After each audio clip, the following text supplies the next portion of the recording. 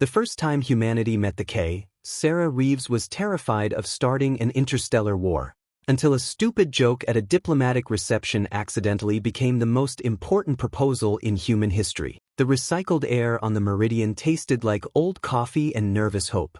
Dr. Sarah Reeves had been living with both for weeks. She stood in front of the mirror in her small cabin, pulling at the collar of her formal uniform. It felt too tight, like it was trying to choke confidence out of her. From the doorway, Chin watched with a smirk. "That uniform looks like it was designed by someone who hates breathing," he said. Sarah sighed. "Perfect. Because today I might die. Not from weapons. From manners." Chin tossed a data tablet onto her bed. New update on K etiquette. Touching the tips of their ears is either a marriage proposal or a declaration of war. The team is still arguing. Sarah stared at him. "That is not helpful." "It's honest," Chin said, and for a moment his teasing face softened. "They're waiting in the shuttle bay. Try not to overthink it."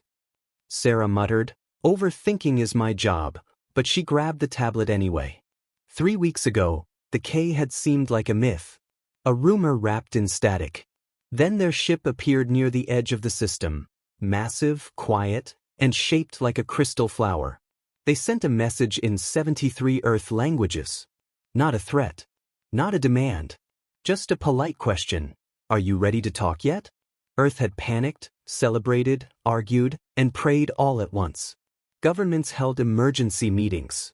News channels ran the same footage for days. Scientists worked until their eyes burned.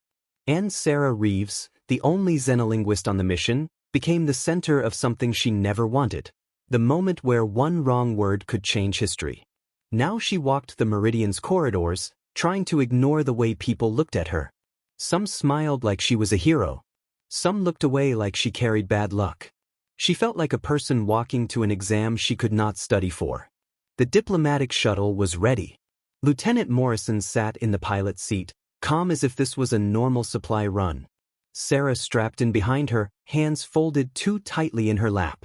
12 minutes later, the shuttle crossed into the shadow of the K flagship, the Vzilith. Up close, it was even worse and even more beautiful. Its surfaces caught light that should not exist. Its angles looked sharp but not dangerous, more like art carved out of math. Sarah's heart beat faster, and she hated herself for it. The docking was smooth. The airlock opened with a soft hiss. And then Sarah stepped onto an alien ship. The corridor beyond was not really a corridor. The walls moved like light trapped inside glass. Patterns flowed across them like living equations. Colors shifted into shades Sarah's eyes struggled to name. She took one step, then another, and forced herself to keep breathing. A voice spoke behind her, warm and careful. "Dr. Reeves." Sarah turned. A K-woman stood there, tall and calm. She looked almost human, almost. Her ears were long and swept back in elegant curves. Her clothing flowed like liquid silver, but held its shape like fabric. Her eyes were amber, with tiny gold flecks that made them look like they held a fire inside. "I am Amara Fell," she said, and her accent sounded like music made by a throat built differently than a human one. "Welcome aboard the Vzilith. I have been looking forward to meeting you." Sarah forgot how to speak for 2 full seconds. Then her mouth tried to save her. "Hi. Hello. I'm Dr. Sarah Reeves. You already know that. You probably know everything about me." Amara's smile grew wider. Her teeth were unsettlingly human. "We drew the line at dental records," she said. "But we did hear the story about the airlock incident at your academy." Sarah's face warmed. "That was not my fault." Amara tilted her head. "You attempted spacecraft maintenance while intoxicated." The door label was confusing, Sarah said, and then wondered why she was talking like this. Why she wasn't being careful. Why the fear in her chest loosened just because Amara's eyes held amusement instead of judgment. Amara gestured down the corridor. "Come. The reception begins soon. And I must warn you, some of your briefing materials are incorrect." Sarah's stomach flipped. "Incorrect how?" Amara walked with smooth grace, like the ship moved around her. "Your translators taught you that bowing your head is a sign of honored respect," she said. Sarah nodded quickly. Yes. We practiced. Amara stopped. The real gesture requires specific hand positions and a slight shoulder rotation. Doing it wrong implies you believe the person you greet is furniture. Sarah's mouth fell open. We've been bowing like chairs. Approximately, Amara said, and there was that small curve in her lips again, like humor was trying to cross the gap between species. Sarah swallowed. What else did we misunderstand? Amara continued walking. The word your team translates as friend means something closer to person whose presence does not make me want to cease existing. It is affectionate in our culture. That's terrifying, Sarah said. Amara glanced at her. We find your word, love, terrifying. You use it for partners and for food. Sarah let out a sudden laugh. She did not plan it. It just escaped, like pressure released from a sealed container. Fair, she said. We're confusing even to each other. Something shifted in Amara's expression. Relief, maybe. Like she was glad Sarah could laugh instead of freeze. Like she, too, had been afraid. They reached a wide hall that felt like it was built inside a dream.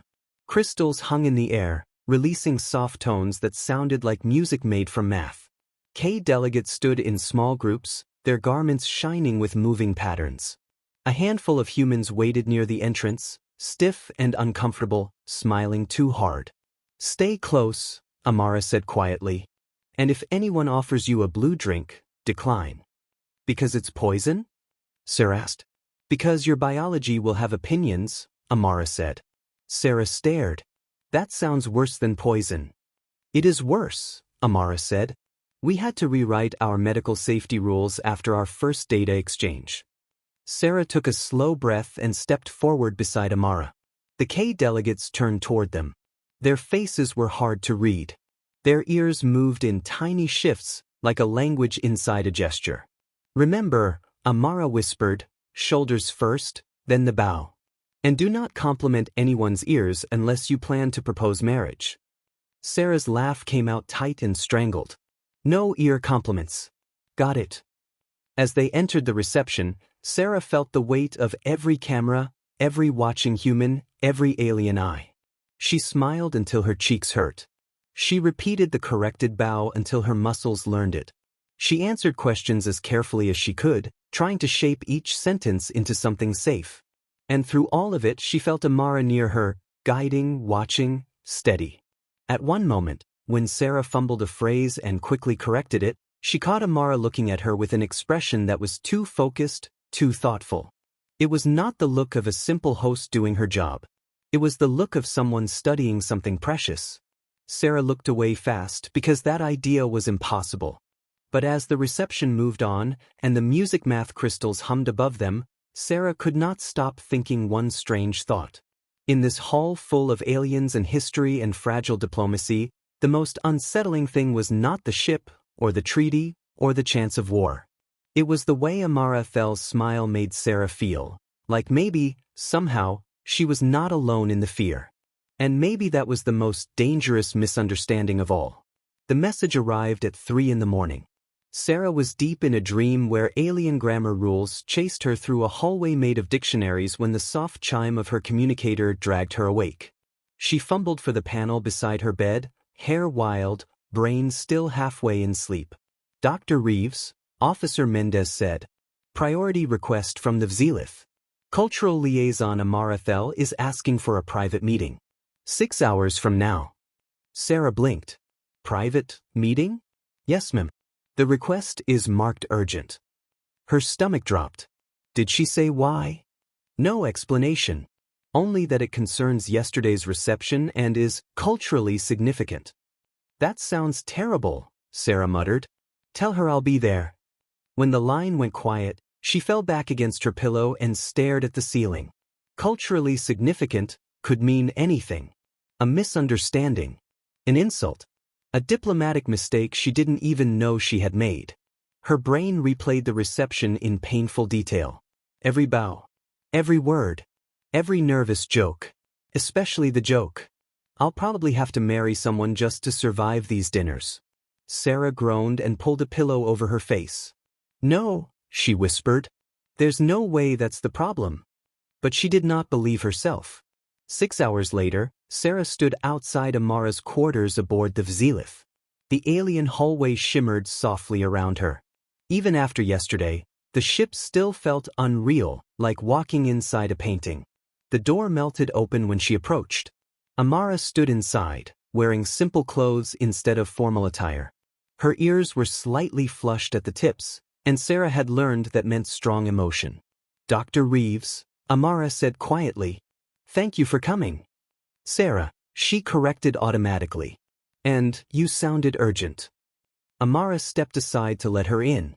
The quarters were curved and strange, but comfortable. A viewport showed the meridian floating nearby like a silver seed.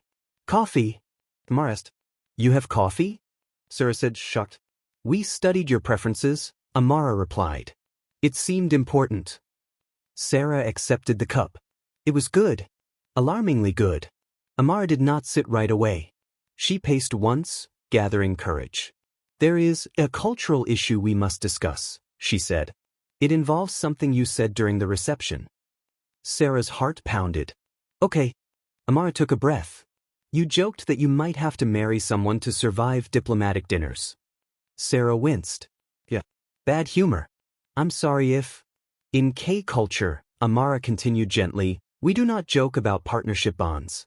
Hypothetical statements are interpreted as intentions." Silence filled the room. "You mean," Sarah said slowly, "you thought I was serious?" "I understood it was humor," Amara said. "But I also heard possibility." Sarah's brain short-circuited.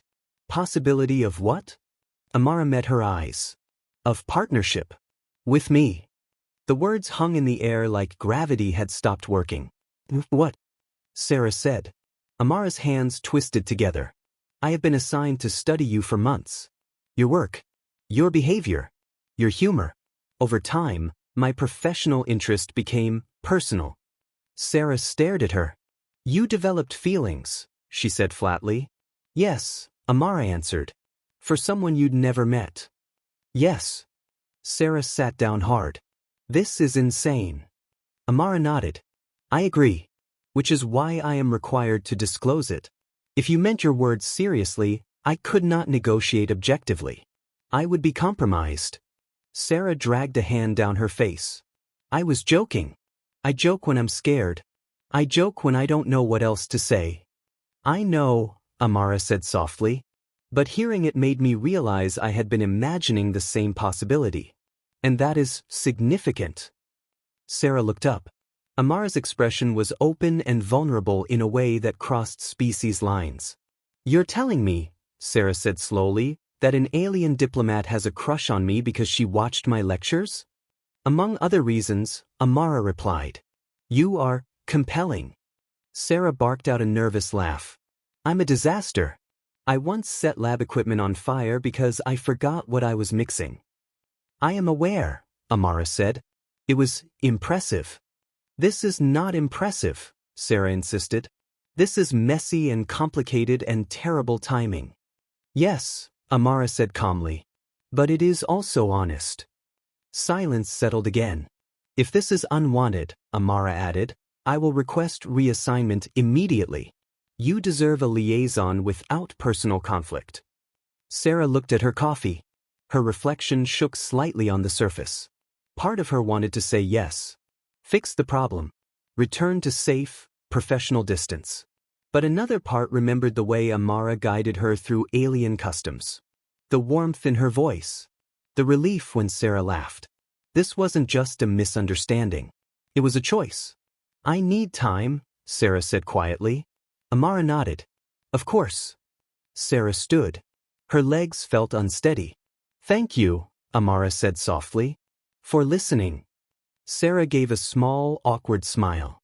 "Yeah, but interstellar diplomacy wasn't in my career plan either." When she stepped back into the corridor, the walls shimmered around her. Everything looked the same. But nothing felt the same. Chen found her hours later on the observation deck, staring at the Vzilith.